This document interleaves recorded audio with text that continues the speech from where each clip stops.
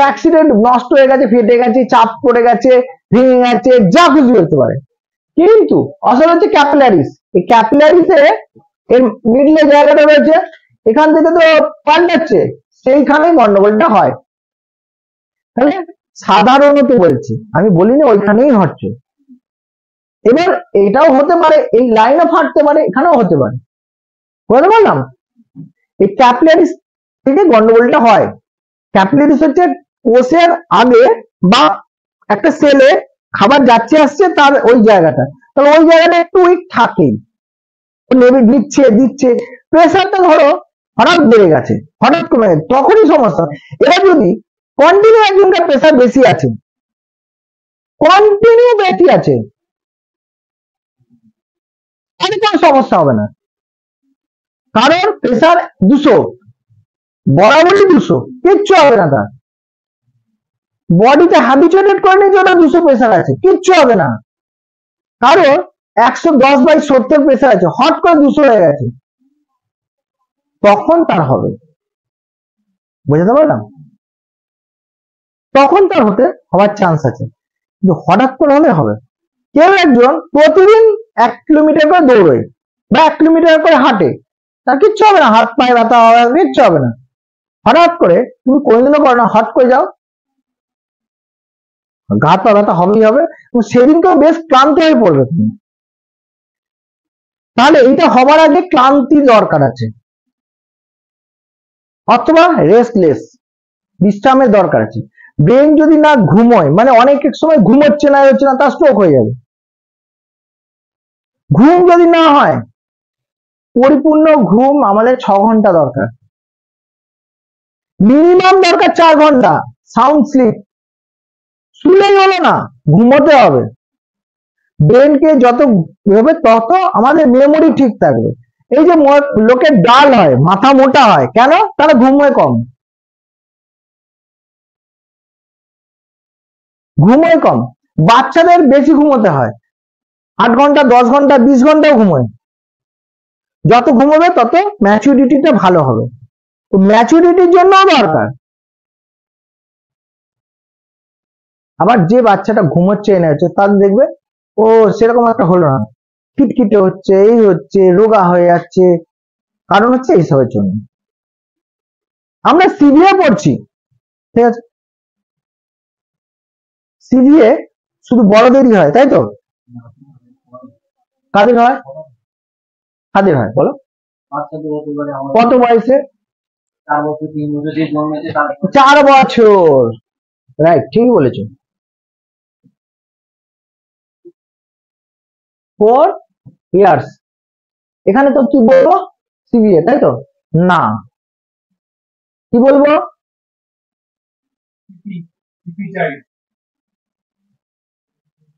CP, cerebral পলসি। তাহলে আমি কাজ শেখাবো, এক কাজ করবে দুটি, সবই এক কাজ। সিপি সেরিব্রাল পলসি, আর যে এটা ধরো 20+ হয়ে গেল, সাধারণত এটা 16 ধরে, 20 ধরে, 30ও ধরে, সাধারণত আমরা +- 30 ধরা হয়, 30 ধরা হয়। এখন বর্তমানে এটা 20 থেকে 30 এসছে, আমি একটা মোটামুটি বললাম। এইটা যখন হয়ে যাবে তখন সিভিএ, সেরিব্রোভাস্কুলার অ্যাক্সিডেন্ট বলা হচ্ছে। তাহলে সিপি চাইল্ড আমরা দেখেছি, ওদের একটা হাত একটা পা কাজ করে না। কি হয় না, আমাদের যে ব্রেন আছে, এটা এটা বুঝে গেছে তো, ক্যাপিলারিস, হ্যাঁ, কিছু নেই এর মধ্যে, খুব সোজা জিনিস। ব্লাডের মধ্যে, ব্লাড যখন করানো হয় ওর মধ্যে এটা রয়েছে। আর আমাদের আরেকটা জিনিস বলে দিচ্ছি, আমাদের কোশ্চেন অ্যান্সার থেকে শুরু করে সবকিছু আমাদের অ্যাপে পাওয়া যাবে। এরপর থেকে জানুয়ারি থেকে আশা করছি হয়ে যাবে পুরো কোর্স। কেউ যদি শুধু পড়বো মনে করে পড়তে পারে, কোনো বিরাট কিছু খরচা নেই, 200-100 টাকা খরচা, 200 এই জায়গায় নিয়ে যাওয়া হচ্ছে। আরামসে তুমি পড়তে পারো, তোমার জ্ঞানের জন্য তুমি পড়তেই পারো। তার কোশ্চেন অ্যান্সার থেকে শুরু করে সব দিয়ে দেওয়া হবে, আমার সেভাবে তৈরি হচ্ছে, ব্যাকএন্ডে কাজ চলছে।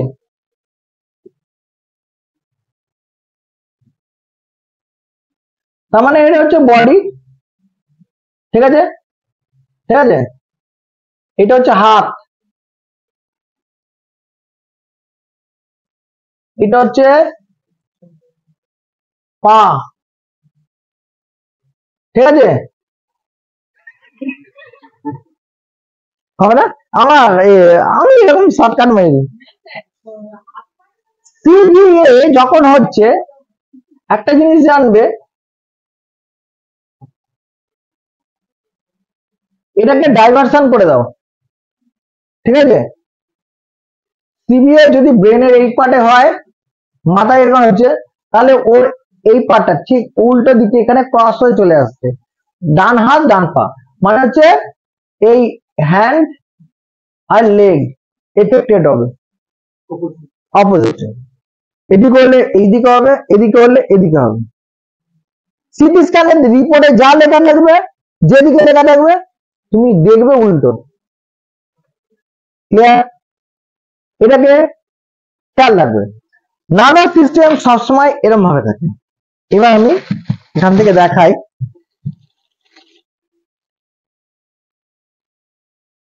এই দেখো এর মাঝখান দিকে এর হচ্ছে, এর একদিকে একদিকে, এদিকে হলে এদিকে হবে, এদিকে হলে এদিকটা হলে ওদিকে হবে, হবেই হবে।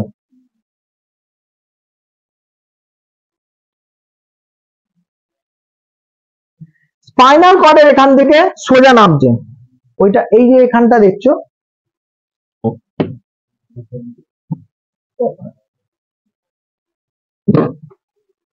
এখানে যেটা আছে পুরোটাই এখান থেকে যে সাপ্লাই দিচ্ছে এইদিকে নার্ভকে, এদিকের থেকে সাপ্লাই দিচ্ছে এদিকে নার্ভকে, পুরোটাই এফেক্টেড হয়ে যায়। আপার লিম্ব এবং lower limb,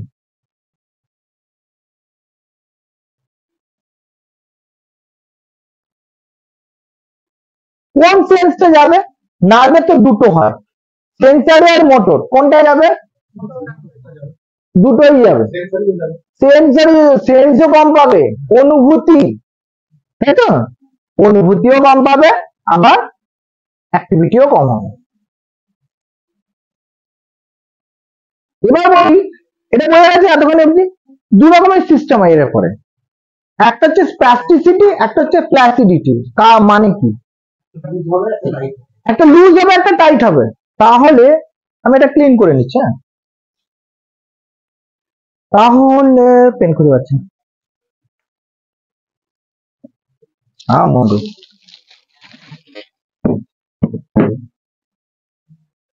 spasticity, flaccidity. Spasticity মানে কি? টাইট, হ্যাঁ, টাইট। এটা হচ্ছে লুজ। কেন হলো? কখনো কেউ চিন্তা করেছে কেন হয়েছে? টাইট কাকে বলে, লুজ কাকে বলে? একই রকম হওয়া উচিত না, আমার এটা হয়েছে, এটা এটা হবে, তাই তো? কেন হচ্ছে তার উপরে কিন্তু কাজ, আসল খেলাটা নির্ভর করে। এই ছোট ছোট জিনিসগুলোর উপর কেউ খেয়াল করে না, সেই জন্য এই কাজটা বেরোয় না। মানে আমি বলবো 100 জনের মধ্যে 100 জনই ঠিক হবে। আমার লাইফে আমি কিন্তু এরকম ভাবে করিনি, আমার কাছে একটাও ফেলিওর নেই। একটু কম হয়েছে, একটু বেশি হয়েছে, সেটা আলাদা কথা। সেই চ্যাপ্টারটা পরের পরের অধ্যায়ে আসছে, ঠিক আছে? কেন এটা হয় সবটা আমাদের উপর নির্ভর না, আমরা পড়াচ্ছি কেন এটা হচ্ছে। একটু সিরিয়াস হলে তাহলে কিন্তু এটা সম্ভব। প্লাস্টিসিটি, টাইটনেস থাকবে। এখান থেকে ব্রেন তো সিগন্যাল দিচ্ছে, হাত তোলো, হাত তোলো, তুলছে না, পাচ্ছে না, সে তো কিছুই হচ্ছে না। যদি যদি সিগন্যাল যাচ্ছে কিন্তু সিগন্যালটা ঠিকঠাক কাজ করছে কিনা সেটা বুঝতেই পারছে না, তাহলে স্প্যাস্টিসিটি হবে। মানে তখন স্প্যাস্টিসিটি হবে, একটু কাঁপছে, হচ্ছে শক্ত হয়ে যাচ্ছে। তবে সিগন্যালটা যাচ্ছে, কিন্তু কতটা যাচ্ছে না যাচ্ছে এই মেজারমেন্টটা গিয়ে পৌঁছচ্ছে না ব্রেনে। ক্লিয়ার? সেই জন্য প্লাস্টিক হবে। প্লাস্টিক কেন হবে করছি দৌড়কে হয়তো কেন হবে ব্রেন সিগন্যাল ছাড়ছে, এই হাতটা ভাঁজ করো, সোজা করো, ও মানে সিগন্যালই যাচ্ছে না যে ও যাচ্ছে কি যাচ্ছে না, কোনো জিরো হয়ে যাচ্ছে, ওটা ঠিকঠাক যাচ্ছিল না। মনে করো এখানে 20% টু 80%, সরি 80%,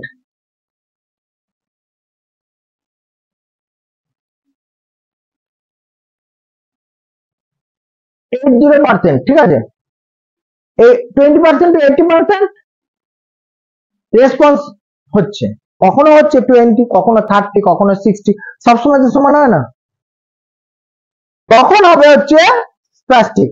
আর এটা হলো প্লাসিড হলে 0% প্লাসিড হয়ে যাবে।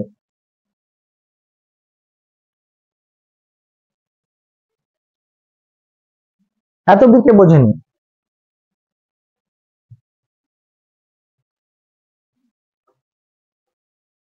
কাজ পরে বলছি, ওটা তোমার হাত ধরে দেখাতে নাহলে হবে না, যেটা বলে কোনো লাভ নেই, এর প্র্যাকটিক্যালি দেখাও হবে না, এই প্র্যাকটিক্যাল আমি শুরু করে দিচ্ছি। এরপরে আমরা এই প্রত্যেকটা জিনিসকে পার্ট বাই পার্ট মনে রাখতে হবে এবং আমাকে টুকতে হবে, তোমাদের কাজ টুকবে। প্লাস্টিক হয়েছে, এবার বুঝুন প্লাস্টিক হয়েছে, এবার বলুন এই জায়গাটা প্লাস্টিক হয়েছে, এটা প্লাস্টিক হয়েছে হয়তো, হ্যাঁ তাহলে আলাদা আলাদা কাজ হবে, এই টিউনিংটাই হচ্ছে আসল। হ্যাঁ ওই জন্যই তো আসল গল্প। তার মানে ওই ও আপার পার্টে ঠিকঠাক যাচ্ছে, এটা যাচ্ছে না, তাহলে আমরা কি করে ওখানে নিয়ে যাবো, এগুলো আমরা করে করে দেখাবো, নাহলে হবে না। এগুলো পুরোপুরি প্র্যাকটিক্যাল, প্র্যাকটিক্যাল আছে পার্টে আসছে, নামিয়ে দিচ্ছি। একজনকার স্ট্রোক হলো,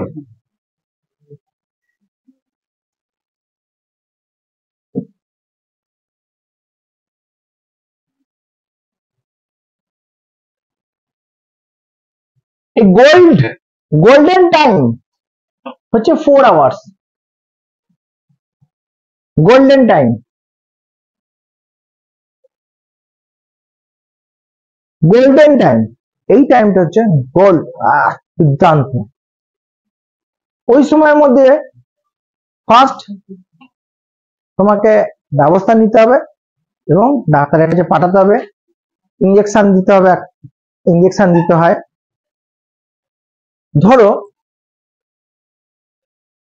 কোলেস্ট্রল হাই হয়েছে, ঠিক আছে, প্রেসারটা নামিয়ে দিতে হবে, ইত্যাদি ইত্যাদি করতে হবে, ওটা হচ্ছে গোল্ডেন টাইম। তারপরে সেকেন্ড হচ্ছে এটা 1, 2 হচ্ছে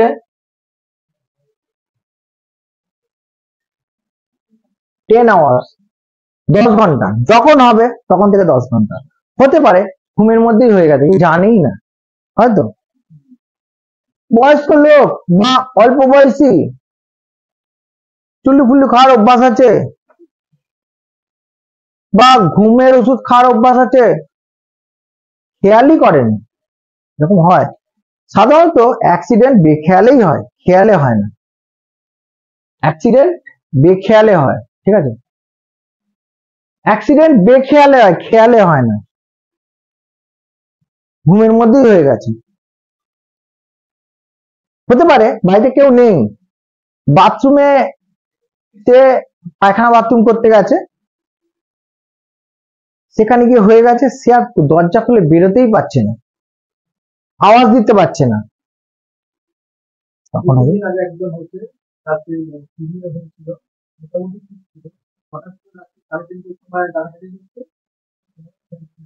কিন্তু সকাল 10টা সাড়ে 10টা যখন তখন বুঝতে পারি 110 প্রেসার ছিল, কিন্তু এই অবস্থাতে বাড়িতে রেখেছিল, আমার ভাইপো হোমিওপ্যাথি ডক্টর, যারা ওনারা রেখেছিলেন, রাত্রি 3:30 সময় দেখা গেল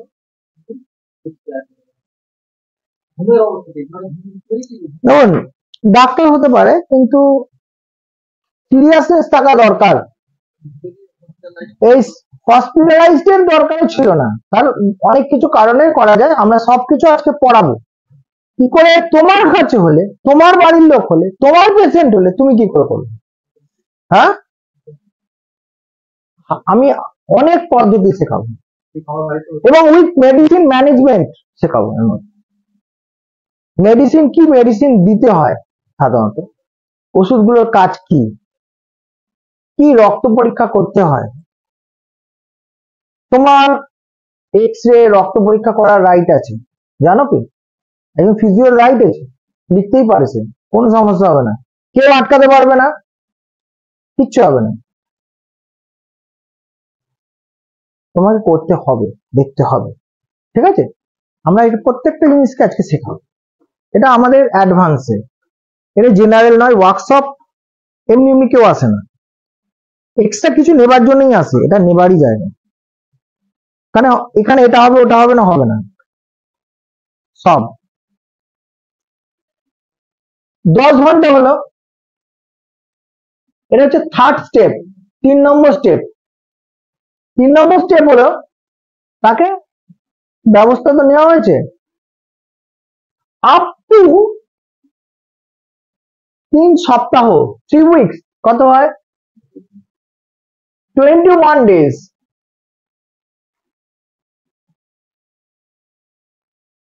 4th 3 month। তাহলে এই 21 দিনের মধ্যে তোমাকে কাজ করে বেরিয়ে যেতে হবে, টার্গেট। তুমি যদি ঠিকঠাক না কাজ করতে পারো বা এ করো, এবং উইথ মেডিসিন ম্যানেজমেন্টও তোমাকে দেখা কাজ ঠিকঠাক হচ্ছে কিনা, বা ডাক্তার হয়তো ঠিক লিখেছে, সে ঠিকঠাক খাচ্ছে কিনা দেখা কাজ তোমার। তুমি এই বিষয়ে অভিজ্ঞ, তোমাকে রাখা হয়েছে, তুমি সবকিছুই দেখবে, ঠিক আছে? দেখে নিলে, দেখে নিয়ে সেই অনুযায়ী তুমি চলবে। এবং এভরিডে বিপি বিপি মাপতে হবে। এখানে বিপি মাপতে পারে না কে আছে? সবাই পারে। প্রেসার মাপতে হবে প্রতিদিন, আগে যাও দেখো করো। আচ্ছা, প্রেসার কত হলে নরমাল আর কত হলে নরমাল নয়? সিভিয়ার ক্ষেত্রে আমরা আজকে সিভিয়ার পড়াচ্ছি, সিভিয়ার ক্ষেত্রে কত হলে নরমাল, কত হলে নরমাল নয়, বলো কেউ?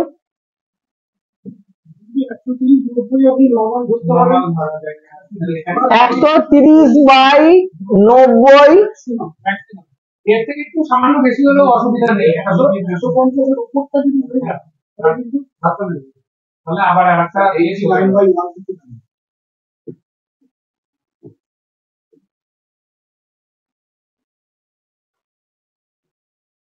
এটা রিড জোনের মধ্যে, এর ওপরে দিলে চিন্তা ভাবনা করো, একটু সাবধান হও, আর যেও না, তাও করা যাবে। যদি মনে করো তুমি হসপিটালে আছো বা নার্সিং হোমে কাজ করছো, তুমি কিন্তু এইটাই পাবে, বারবার এটা পাবে। হসপিটাল বা নার্সিং হোমে কাজ করতে গেলে বারবার এই প্রেসারই পাবে, এভরি ডে পাবে, মনিটরে দেখতে পাবে। হ্যাঁ, সাধারণত 96 হতে পারে। যদি ওটা সিকিউরিটি পেশেন্ট হয়, সিকিউরিটি পেশেন্টে পার্মানেন্টলি থাকবে, ওই রকমই থাকবে। সিকিউরিটি পেশেন্টের কিন্তু হয় chronic kidney disease, security chronic kidney disease এদের কিন্তু হবেই, ঠিক আছে? একে মেনলি ওই কাজই আমাদের করতে হয়। সিকিউরিটি হলে ও 150 160 150 160 100, তুমি তাহলে কাজ করবে না, কি করে কাজ করবে? ওইভাবে করবে।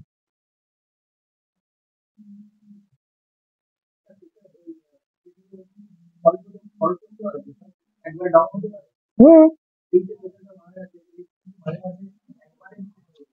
হুম হোমিওপ্যাথি তো দেখো, ও নিশ্চয়ই যে বাড়ির লোক আছে ওর উপর এক্সপেরিমেন্ট চালাতো, ওই জন্য মরেছে। হ্যাঁ, পরিষ্কার কথা বলে দিচ্ছি, হোমিও যার নেই কোনো পথ সে করে হোমিওপ্যাথ, বুঝেছো? তোমার এমনি মেডিকেলের কোনো কোনো কোর্স সে করতে পারেনি, তাই হোমিওপ্যাথি পড়তে গেছে। এটা জেনে রেখে দাও, হোমিওপ্যাথি সহজে কেউ পড়তে যায় না। তুমি এই জায়গায় এসেছো, এটা কিন্তু ফান্ডাবাজির জায়গা। তোমার গায়ের জোরও লাগবে, মনের জোরও লাগবে, পয়সার জোরও লাগবে, সাহসও লাগবে, এটা কিছু বিদ্যেও লাগবে, তাই জন্য এখানে হবে। এটা সবাইকার জন্য নয়, এই জায়গাটা সবাইকার জন্য নয়। আসছে অনেকেই, চিন্তা ভাবনা অনেকেই করছে, প্রত্যেকটা জিনিসই দরকার, প্রচুর আছে, দরকার নেই, কিছুটা থাকলেই হবে। এবার স্কিল তৈরি করো, করে করে করে করে করে করে ওরা যেদিন বিয়ে হয়েছিল সেদিন উনি জানতেন এত করে রান্না করতে হবে, জানেনই না। কি করবে? স্কিল তৈরি করেছে, এদিক ওদিক দেখছে আর করছে, দেখছে। অত সতর্ক, ওরে বাবা, বিয়ের আগে সতর্ক ছিল কেউ না, আমরাও ছিলাম না। আমরা যখন এই প্রফেশনে আসিনি তখন তো অত সতর্ক ছিলাম না। সেটাকে ভালোবাসতে হবে, ভালো না বাসলে তাহলে ওই রান্নাটা নিজেই খেতে পারবো না, অন্যরা খেতে পারবে না, তাহলে বেকার হয়ে যাবে। তাহলে আমি চেষ্টা করি, শুধু তার কি চিন্তা ছিল? চেষ্টা। তাহলে আমার এই লাইনে আমি কেন চেষ্টা করবো না, তাই না? একটু চেষ্টা করলে যেখানে হয়ে যায় হলো।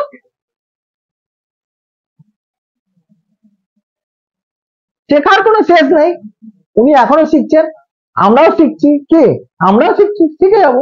আমিও শিখছি, আমিও পড়াশোনা করছি। এটা হবে না, এই লাইনে হবে না, মেডিকেল লাইনে কেউ কোনোদিনও একটা কোনো দিন থাকবে যে আমি কিছুই করলাম না, সেটা সপ্তাহে একদিন, ম্যাক্সিমাম দুদিন হতে পারে। সারা জীবন পড়াশোনা করতে হবে, যা খুশি পড়াশোনা করো। আমি বলবো না যে শুধু এটাই করতে হবে, ওটাই করবে, না না, সবকিছু করতে হবে।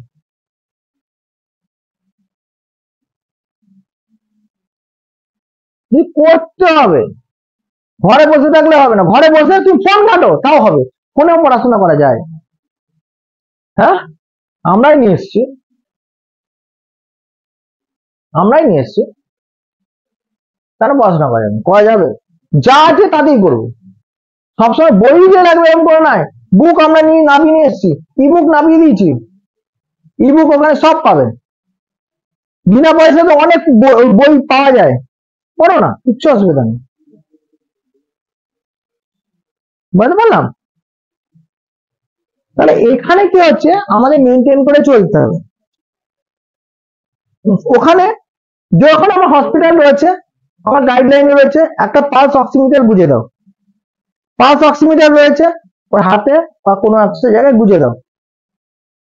কেউ পালস অক্সিমিটার দেখেনি এরকম কেউ আছে নাকি? পালস অক্সিমিটার দিয়ে আমরা করো, আমরা প্র্যাকটিক্যালি যখন করাবো দেখাবো কিভাবে চেঞ্জ হয়, ঠিক আছে? কিভাবে অক্সিমিটার চেঞ্জ হয় দেখলে মনিটর, ওইটা মনিটর আছে ছোট, ওই মনিটরে আমার কাজ হয়ে যাবে, এক্সট্রা কিচ্ছু লাগবে না।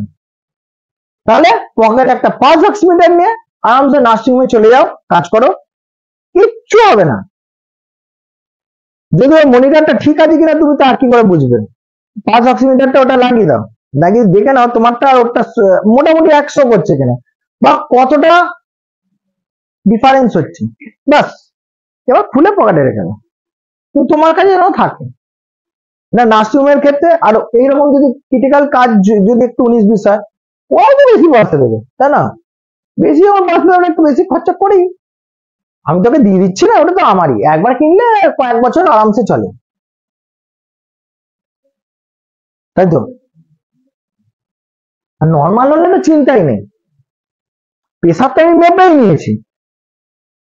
সিকারি পেশেন্টদের যেখানে চ্যানেল করা থাকে তার অপোজিট হাতে দেখতে হয়, সবসময় রাইট হ্যান্ড লেফট হ্যান্ড মানবে না এনি।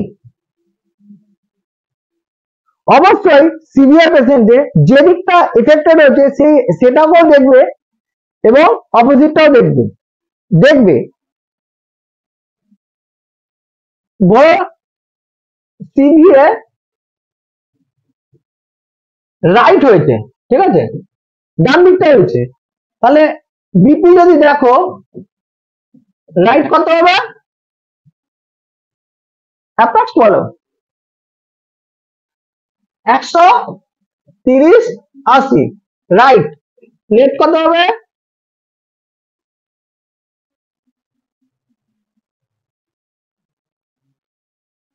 এইটাই তো ফান্ডা। তুমি বুঝবে কি করে এবং রিকভার কি করে এটা ধরতে হবে। এখন শেষ করবো, বেড়ে যাবে। এটা মিনিমাম 150 পাবে, 150 90 পাবে। অরিজিনাল কোনটা পাবে? 150 90, রাইট? এটা বুঝতে পারছি না, ক্লিয়ার? তাহলে বলবে এই ভাতে প্রেশার দেখতে হবে না, ওই ভাতে প্রেশার দেখো, এটা দেখতে নেই, সব গল্প শোনাবে। তুমি কি করে বুঝবে? তুমি অবশ্যই দেখবে এবং পালস অক্সিমিটারে গিয়ে দেখে নিলে তুমি বুঝে যাবে ও সার্কুলেশন কতটা হচ্ছে দুদিকেই। হ্যাঁ, এটা অবশ্যই কম পাবে। আমার এটা রাইট, এটা রাইট। এই এই নোট ডাউনটা তোমার খাতায় লিখে রেখে দেবে।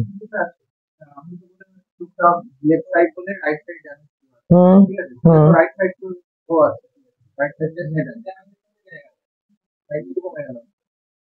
তুমি যদি দুটো ঠাসা খেয়ে নাও না, চল। চেন্নাই দেখেছো তো, গোটায় কখন বলো তো? ধাক্কা খেলে। ধাক্কা না খেলে গোটায় না।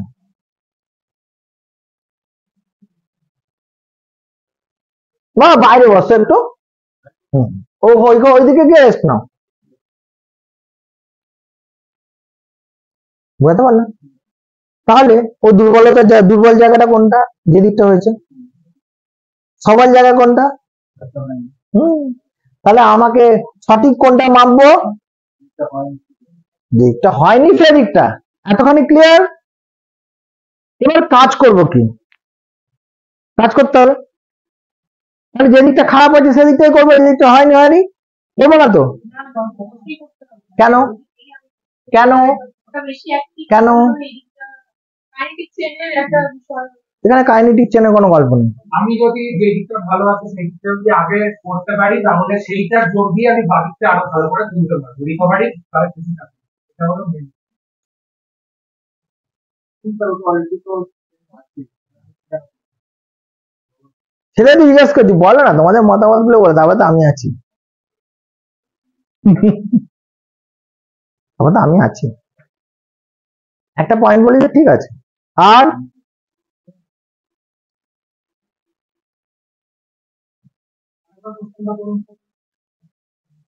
আমি আগের জায়গায় যাচ্ছি। এই জায়গাগুলো তো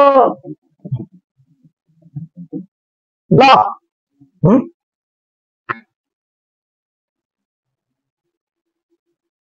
শিরা, এখানেই তো গন্ডগোল। হ্যাঁ, এর ভেতরে তো জং খেয়ে বসে আছে। ও তো খাচ্ছে দাচ্ছে ঘুমাচ্ছে কিছু, ও তো মুভমেন্ট সেরকম নেই, অ্যাক্টিভিটি তেমন একটা নেই। ওর অ্যাক্টিভিটি এক্সারসাইজ কাটছে, হচ্ছে না? আঙুল মুভমেন্ট, তাহলে এর মধ্যে শিরা উপশিরা রয়েছে, তো সেগুলো তো মুভমেন্ট হচ্ছে। তাহলে কি হচ্ছে? কল নেবে তো, কলেন এটা খালে ভালো করে মুছিয়ে মাছের ঠুকে ঠাকে পরিষ্কার করে, ঠিক আছে? এখান থেকে মহার করে ময়লাগুলো বেরোয় তো। হ্যাঁ, আমরা তো তাই করছি। বুঝলে না, আরো মুভমেন্ট করছি। যদি এরকম নর্মাল এটা পাইপটাকে যদি মোচড়াও, জল যাচ্ছে এর মধ্যে মোচড়াচ্ছ, মানে রানিং এ। কিন্তু ডাইনামিকে আমরা করছি দুটো জিনিস হয়, ডাইনামিক আর স্ট্যাটিক। ওটা স্ট্যাটিক করতে হবে, দাঁড়া আমি এক্সারসাইজটা করে নি, ততক্ষণ অব্দি রক্ত ফ্লো যাবে না, হবে? মাল চলেই যাবে। তুমি তার মধ্যে করছো, তার মানে ডাইনামিকে করছো, মুভমেন্ট করছো। এখান থেকে পরিষ্কার হলো একটু একটু। ওই জন্য আমাদের এক্সারসাইজ যখন করা হচ্ছে খুব স্লোলি করা, 1 2 3 4 5, ওটা স্টিফনেস এরকম ভাবে থাকবে। জোর জবরদস্তি করতে নেই এবং স্পিড দিতে নেই, স্লোলি করতে হয়। প্রথম দিকে ধরে ধরে ধরে করো, এইটা হচ্ছে কারণ। তাহলে কি হচ্ছে? এই ফাইবার গুলো নষ্ট হয়ে যাবে তো, সাইডের এক্সট্রা গুলো।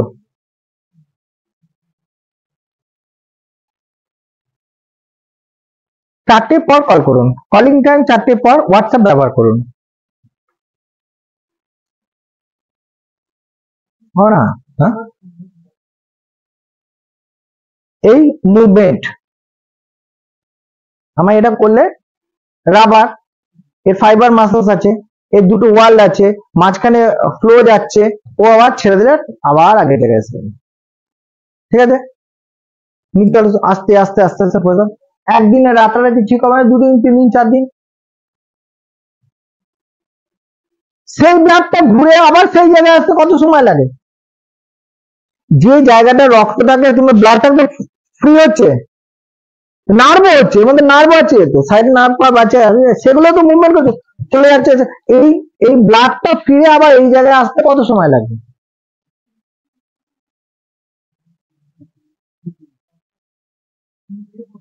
3 থেকে 5 মিনিট। তুমি তাহলে একটা এক্সারসাইজ করতে কত সময় দেবে? 3 থেকে 5 মিনিট। কেন? এই কারণে তুমি রোটেশনালি যখন ঘুরে যাবে ততক্ষণে তুমি ঠিক।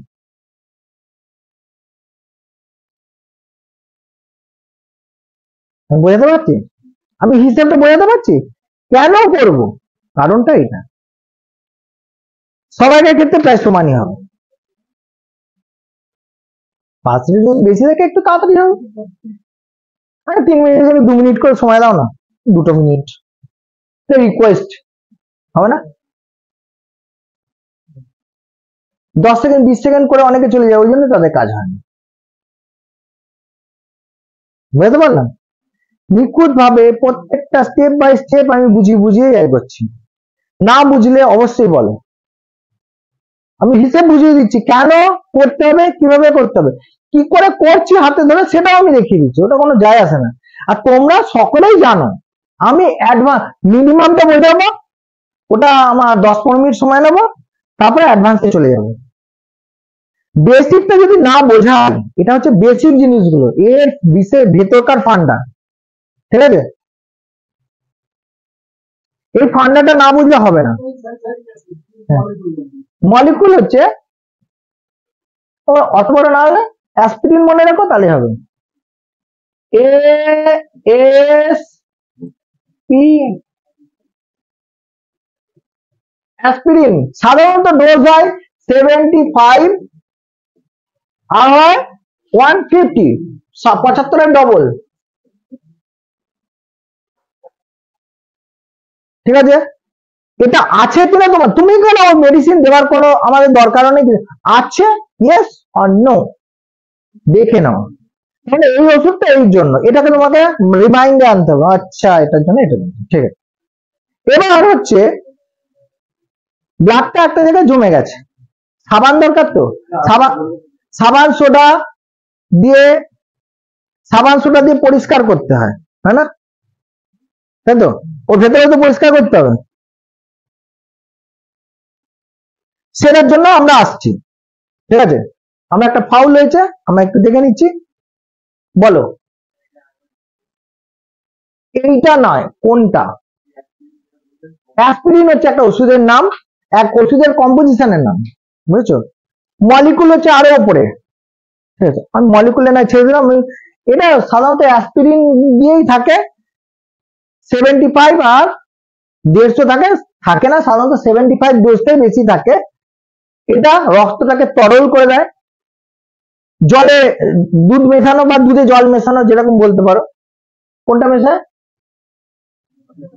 জলে দুধ মেশানো মেশায় না, দুধ পুকুরে জলে দুধ মেশায়, হ্যাঁ, অনেকে দুধে জল মেশায়, বুঝলে? দুধ পুকুর জলে দুধ মেশায়। আমার ভাষা খুব একটা ভালো নয়, সত্যি কথা বলে দিলে মুশকিল হয়ে যাবে। ওটা আমাদের অরিজিনাল কি, দুধওয়ালারা দুধে জল মেশায়, তাই তো? ওটাই আমরা বেশি দেখি, এটা স্বাভাবিক, মেনে নিতে হবে।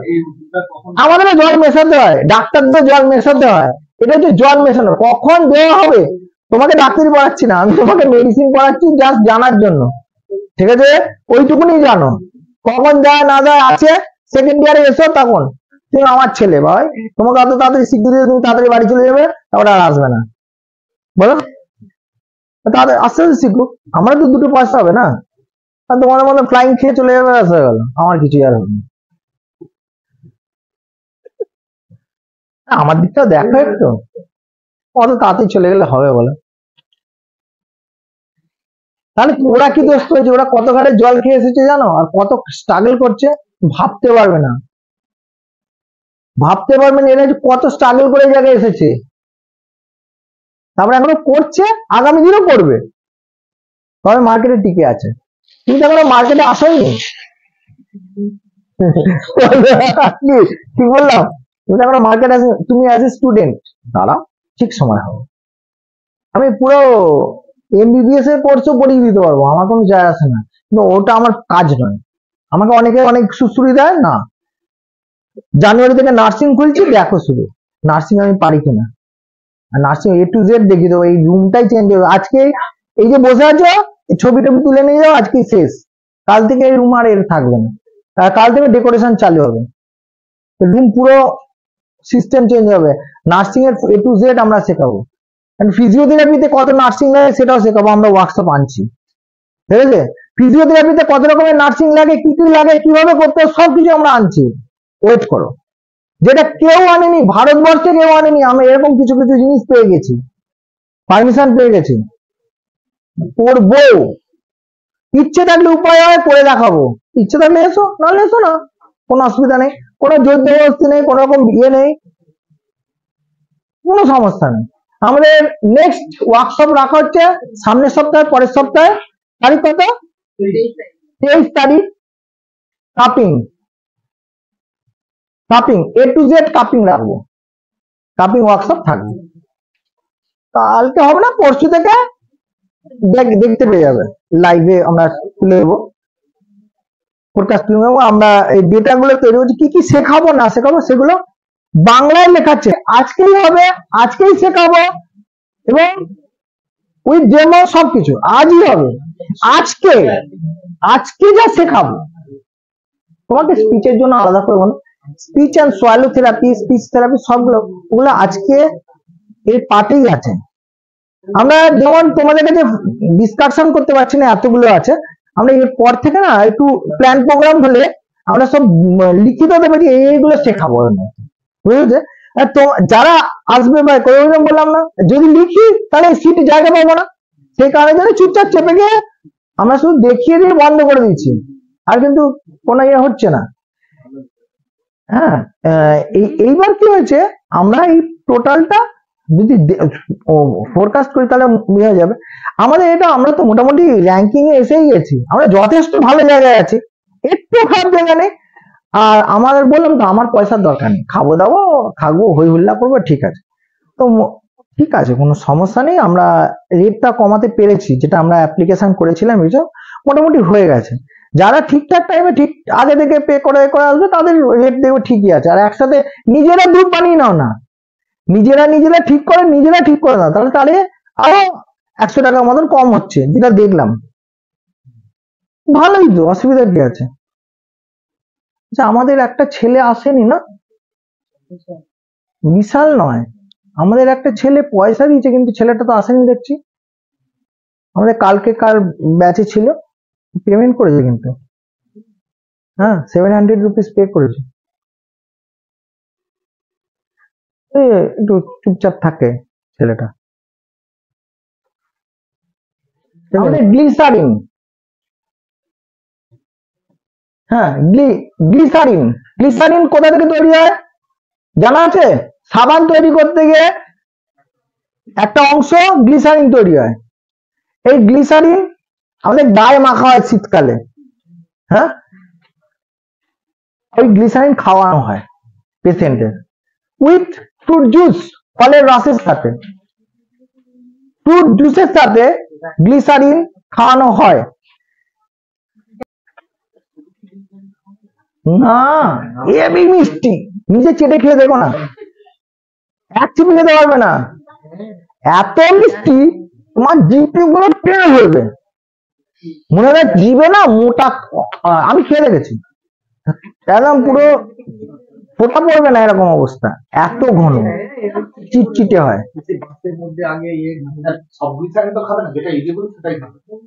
প্রচুর দোকানে পাওয়া যায়, তুমি কিনবে না, বলবো ভাই আমাকে একটু ছবি দেখা না, যে এটা কাঁচের শিশিতে রয়েছে, কাঁচের শিশিতেই থাকবে, প্লাস্টিকের। আর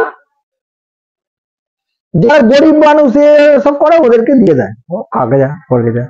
গ্রামাঞ্চলে এখনো চলে, আমাদের শহর অঞ্চলে চলে না। নেক্সট 2 নম্বর পর্যায়ে আসছে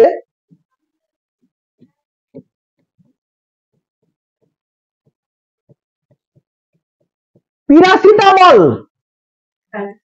প্যারাসিটামল বলিনি, পিরাসিটামল। ভালো করে এটাকে মাইন্ডে নাও। ডোজ হচ্ছে 400, 800, এই দুটো ডোজে দেওয়া হয়। দিনে দুবার করে চলে, এটাও দিনে দুবার করে চলে, কেউ 3বার করেও দেয়। গ্লিসারিন এটা একই সিস্টেমে, ঠিক আছে।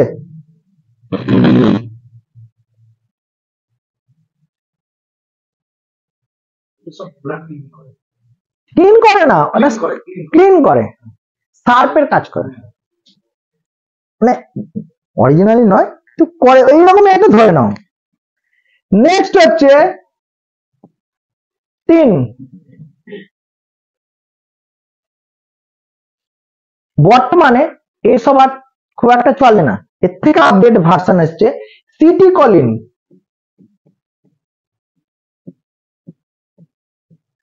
সিটিকলিন এর ডোজ হচ্ছে 500। সিটিকলিনের একটা বিশেষত্ব হচ্ছে, সিটিকলিন প্যারাসিটামল ছিল, প্যারাসিটামল চলে একমাত্র হসপিটাল, সরকারি হসপিটাল যেগুলো যে চলছে প্যারাসিটামল চলে। প্যারাসিটামল আমাদের ইনজেকশন ফর্মে আছে, প্যারাসিটামল স্যালাইন ফর্মে আছে, আর ট্যাবলেট ফর্মে তো আছে, সিরাপ ফর্মেও আছে। সেম জিনিস আমাদের সিটিকলিনে আছে। সিটিকলিনের একটা ট্যাবলেটের একটা ডোজে যদি ইনজেকশনের দাম হয় অন্তত পক্ষে 2 থেকে 2,500 টাকা। প্যারাসিটামলের যদি একটা ডোজের দাম হচ্ছে 20 টাকা, 2000 টাকা 20 টাকা, তফাৎটা এতখানি। এ বলে না ডাক্তার একটু সস্তার ওষুধ দিন, তখন ওরা ওইখানে চলে যাবে, ঠিক আছে। না না না, ইনজেকশন হয়, এরকম ডাব্বা হয়, স্যালাইনের মধ্যে দিয়ে দেওয়া হয়, স্যালাইন যখন চলে তার মধ্যে দিয়ে দেওয়া হয়, ঠিক আছে। 3 নম্বর হচ্ছে সিরাপ ফর্মে হয়, 4 নম্বর হচ্ছে ট্যাবলেট ফর্মে হয়, ঠিক আছে। সব ফর্মেই পাওয়া যায়, অ্যাভেলেবেল, মার্কেটে এটাই চলে, মার্কেটে এখন বর্তমানে এটাই চলছে, ঠিক আছে। আরেকটা জিনিস হয়,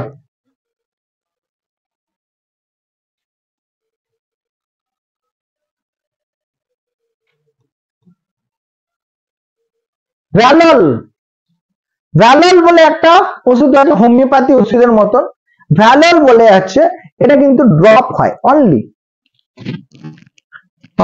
ড্রপ, মুখে ওষুধ দিয়ে দেয় না ওরকম ড্রপ হয়, ভ্যালল ড্রপ। এই ভ্যালল ড্রপ আমাদের দেওয়া হয়, এটা আরো ভালো নাকি কাজ করে।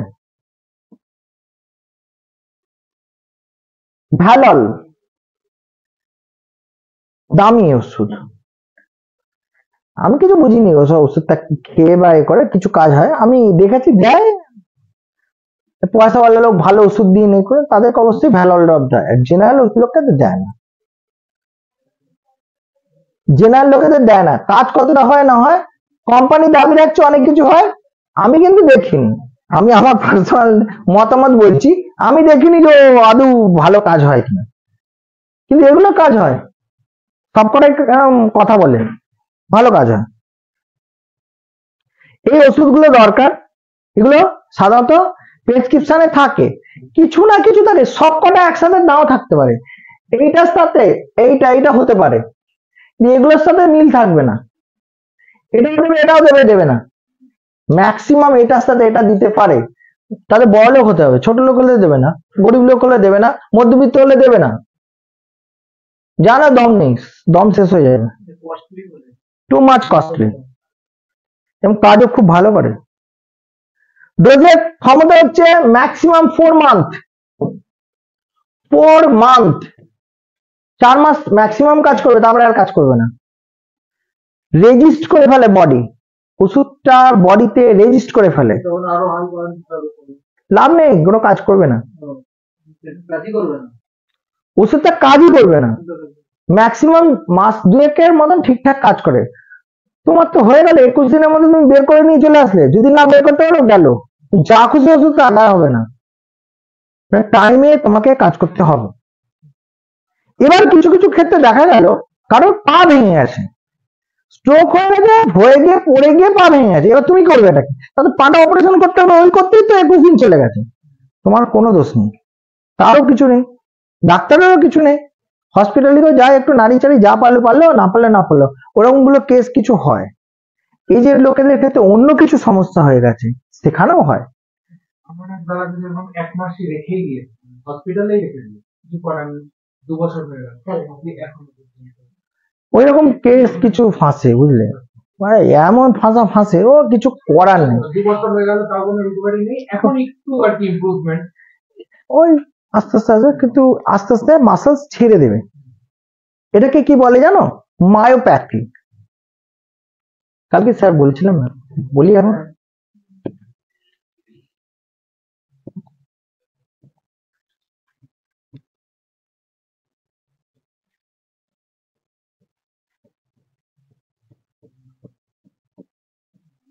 মায়োপ্যাথি, এই মায়োপ্যাথিতে মিনিমাম এই 50% মানুষ মায়োপ্যাথিতে চলে যায়। যদি একজন ফিজিও ঠিকঠাক না কাজ করে বা নার্সিং ঠিকঠাক না করে, তাহলে 50% রুগী মায়োপ্যাথিতে চলে যায়। তার মানে 50% রুগী ঠিকঠাক হয় ঠিকঠাক লোকের হাতে পড়লে, না হলে ইতি গজ।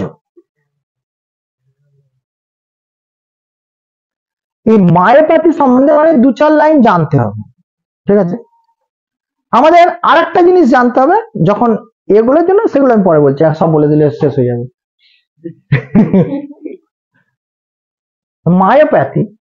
মায়োপ্যাথি হলো একটা অটো ইমিউন ডিজিজ।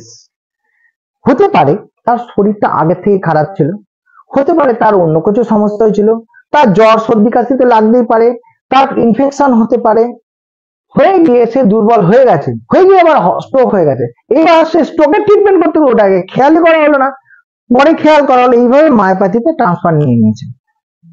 অথবা দীর্ঘদিন সে শুয়ে বসে আছে হয়নি, সেখান থেকে মায়োপ্যাথি হয়ে যেতে পারে। অথবা অল্প বয়সে 20, 30, 40 এরকম বয়স, একই রকম কাজ করে করে অভ্যস্ত, সেখান থেকে এক শ্রেণীর মাসেলসে মায়োপ্যাথিতে রূপান্তরিত। কিছু বলবে? কথাটা শেষ হোক না বলি। আবার স্ট্রোকের আগে মায়োপ্যাথি হয়ে গেছে, সেখান থেকে হতে পারে। স্ট্রোক হয়েছে তার জন্য মায়োপ্যাথি হয়েছে। আমি শুধু বলেছি 50% স্ট্রোক রোগীগুলো মায়োপ্যাথিতে রূপান্তরিত হয় শুধুমাত্র ঠিকঠাক অ্যাক্টিভিটি না হওয়ার জন্য, হয় স্প্যাস্টিসিটি বা ফ্ল্যাসিডিটি হয়ে গিয়ে মায়োপ্যাথিতে হয়ে গেছে। এই মায়োপ্যাথি থেকে কিন্তু খুব সহজে রিকভারি করা যায়, মায়োপ্যাথি থেকে খুব সহজে রিকভারি করা যায়। হতে পারে তার থাইরয়েড হাই হয়ে গেছিল, জানি না সে তার থাইরয়েড, হয়তো তার সুগার বেড়ে গেছিল, সেখান থেকে স্ট্রোক হয়েছে, থাইরয়েড বেড়ে গেলেও স্ট্রোক হয়। এবার এইরকম কোন গ্ল্যান্ডের প্রবলেম হয়ে গেছিল, সেখান থেকেও হতে পারে, সেখান থেকেও মায়োপ্যাথিতে রূপান্তরিত হতে পারে। মায়োপ্যাথি জিনিসটা কি? আমি সোজা দাঁড়িয়ে আছি, দাঁড়াতে পারছি না, পা কাঁপতে করতে বসে গেল, তাহলে আমি একটা সাডেন টাইম অবধি পারছি, তারপরে আর পারছি না। আস্তে আস্তে যত দিন যাচ্ছে না, মাসেলসের পাওয়ার কমে যাচ্ছে। তার মানে কোন জায়গার অসুবিধা হচ্ছে? অসুবিধাটা হচ্ছে আমার ব্রেনকে যেটা অর্ডার দিচ্ছে সেটা কোন নার্ভ? Motor nerve. সেন্সারি তো যাচ্ছে, সেন্স পাচ্ছে, মোটরটা ঠিকঠাক কাজ করছে না। মাসেলসের যেটা ফ্লেক্সন, এক্সটেনশন, অ্যাবডাকশন, অ্যাডাকশন, এখানে প্রবলেম হচ্ছে, এবং সেটা স্টেবিলিটি আছে তো, সেই হয়তো আমাকে দাঁড়িয়ে আমাকে 1 মিনিট দাঁড়াতে হবে, 10 সেকেন্ড হতে না,